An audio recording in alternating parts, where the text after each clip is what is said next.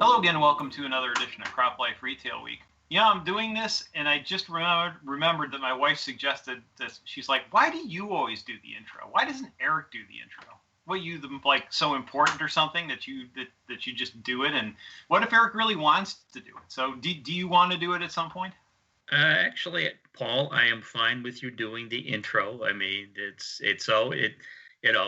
we want to go back, almost 300 videos ago, and we started this madness, it was your idea, and I was along for the ride. So I am more than happy to let you continue to do the introduction. So you let me do the finishing once in a while when you can't get through the dialogue correctly. So that's I'm fine with this, Paul. We'll see. Maybe we'll weave you in every once in a while at least. It's like I just start talking. I'm like, oh, okay, I guess he's gonna talk. Anyway, so it's there's still quite a bit. It's quite a bit weather-wise going on. I know Iowa got a nifty snowstorm earlier this week, but not over the weekend. I think I just remember seeing all kinds of snow and snow reports over there. It's fall's visiting here in Cleveland. We're getting the cold and the basically the dark shell of a sky that we're used to seeing in late October. So everything seems to be coming along on that front. Hopefully folks getting their crops in, and that seems to be going well from what I could see in most areas as well. Just interestingly normal season pretty much. Yeah, actually, Paul, I was just reading something this morning that said that at this point the corn harvest is on pace. Little over 60% has been harvested, and I believe the soybean number was around 78%. So, the harvest is going quite well. But I know that your son, who's a meteorologist, has warned that this winter will be something to remember, and not in a good way. So, yeah, he's a junior meteorologist, and he'll be graduating next year. So he likes to just send me stuff. So he's told me this Tuesday coming up is going to be really a mess here in Cleveland. So we'll see. I don't trust 5-day forecast, let alone 10 days. But we'll see what he has to. We'll see if that actually comes true or not. So. I've been working on a lot of different things. I know you've been working on top 100. CropLife 100 stuff for the December issue, and you're starting to wrap that up. You probably have you may have a few things to share there. I've been working on some closing year stuff as well. Noticing, I think I might have spoke about this a video or two ago, if not last week, was about the whole idea of sustainability programs and how that seems to be advancing rapidly. There's lots of collaborations, individual programs. Asking folks about ESG reporting, and I'm trying to get a sense for the importance of that and the growth in that in terms of how companies report, but basically it's environment, social, and governance issues, how they report that to investors, and whether that really that's going to start making a bigger difference. And some folks seem to think it's making progress, and so that may have an impact on agriculture in the next 2 to 3 years, and maybe drive some different kinds of practices. So we're kind of watching that, keeping an eye on that among a bunch of other things. So that's interesting. What are you working on, sir?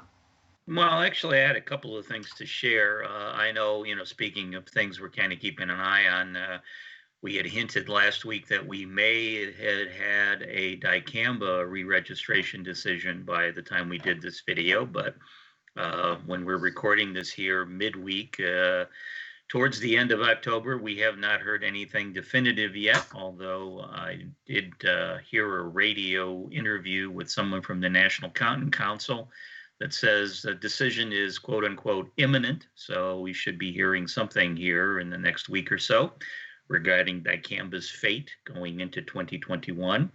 One other thing to report, kind of wrapping up the end of the year, I know we've talked about it with COVID-19 hitting the way it did, and folks not driving as much as normal because they're basically sheltering at home or working from home. Ethanol demand has been down this year, and I guess the USDA released some statistics saying that based on their projections, ethanol production for 2020 will be down about 13% from 2019. So yes, there was an impact on our ethanol friends from the COVID-19 pandemic. Yeah, 13% doesn't seem like as much as I would have expected, but still. No, but you got to remember, I mean, with the the mandate for the blending, there's still a demand out there, and I know that through the first half of the year, I remember the numbers were really quite bleak. So you're right, 13% doesn't seem overly down, but down is still down. So. Yep. And we'll see what another, either the renewing of this current administration or a new administration does with the ethanol mandates, as well as everything else. I mean, it's going to be, it seems like we're seeing a lot of press releases from associations kind of jockeying for position, jockeying for, making the statements as to where they'd like to see things go in the longer term. But certainly there's going to be a lot of things to discuss, having invested so much money, in just trying to keep the country afloat. What's going to be left for farm programs, whichever administration ends up taking over. Yep. So, and again, of course, ethanol comes from corn, so that'll use that as my segue. We've been talking in the last couple of videos past about the fact that despite the tariff dispute between the U.S. and China, China has been buying a lot of U.S. crops.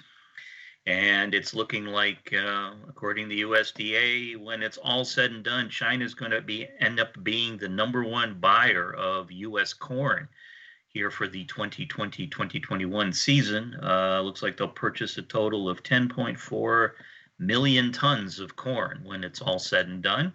And just in case you're wondering, the second largest consumer of U.S. corn countrywide was Mexico, 4.7 million tons. So obviously China outdid them by almost a 2-to-1 margin. So interesting. Well, I mean, I think, given all the animosity and all the trade and everything else, I think this maybe give you a pretty clear indication that, food is food, and, it's needed when it's needed, and no amount of saber rattling or consternation, infighting, outfighting, whatever, is going to, preclude folks from getting what they have to have for the people to keep them fed. Yep. So one other thing I'll mention, I know that our one magazine, CROPLIFE IRON, has been holding the Product of the Decade voting. So as this video airs here during the weekend of October 24th, 25th, that voting will have closed. So hopefully in our video next week, I'll be able to announce what product ended up being the product of the decade for the 2000 teens between 2010 and 2019. According to our CROPLIFE IRON voters and readers. That's pretty exciting. You can bring Box Boy on or something. It's a little extra. If he's available, I'll try to do that. So. Bring you the envelope or something. That would be great. Oh, yeah, that's a good idea. I'll have to see if I could get that available. So, but and I know, looking forward to next week, I guess you got something to share regarding, besides perhaps a snow Armageddon here in Cleveland, for next Tuesday, the 27th. You also have some news to share on that front. Yeah, it'll be a great day to stay in around here, at least according to my son. But yep, the PACE Executive Series kicks off with, again, our presentation from Rob Dongoski and Jonathan Phillips at EY on consumer preferences and how it's going to impact the value chain into the future. There'll be some great insights in there. We've got some panelists lined up that are ready to present, and it'll be a couple of hours of, I think, really interesting learning and insight into, I guess, how to be preparing for how the consumer will drive changes in the value chain. So we invite you to come out, register. Again, we'll put that up on, hopefully got that up on the screen for you. Go there and register, and if you register and you can't attend in person, your registered folks can come on and see it as an archive as well. But we encourage you to engage in this. We're purposely making this a live event so that questions can be answered right there on the spot. You can engage with our speakers and with our panelists as it happens, so you're getting the most value out of the time that you spend. So we hope we'll see a lot of you there. Yeah, I must say, Paula, obviously a lot of us have attended this virtual webinars, online series over the last 6 months or so. And I've got to say, I know I've seen a lot of them or taken part in a lot of them where they record the gentleman speaking during his presentation, but then the best ones are when they bring that individual back live after that recording is over to answer audience questions. It's much more dynamic, much more interesting than just watching recording and then bouncing on to the next speaker perhaps, or the next event, and not being able to get any feedback back and forth. So yeah, 100% live, it's a little scary, but hey, I think in the end it makes for a much more dynamic presentation. Even if it gets a little clunky at times, I think it's what's happening. You're engaging with people as it goes. So it'd be great to have you there, and hope you can join us. I was going to say, Paul, I know, back in the day, 60, 70 years ago, they used to do that on television all the time. Of watching some of those old black and white videotapes where they flub their lines or they drop something accidentally, and then they keep going though. I mean, so doing it live, it gives it a little bit of a sense of, you're watching something that could go wrong, and if it doesn't go wrong, great. But if something goes wrong, you can say, yeah, I remember when that guy dropped his notes and had to spend 20 minutes trying to reorganize them before he got back to talking again. Not that I've ever seen that happen for 20 minutes, but I have seen some very long pauses before a presentation. So yeah, let's hope for not that. We're going for smooth. I think it'll be great. So, well, we appreciate it if you join us, and we appreciate you joining us for this edition of CropLife Retail Week. Thanks, and we'll see you next week.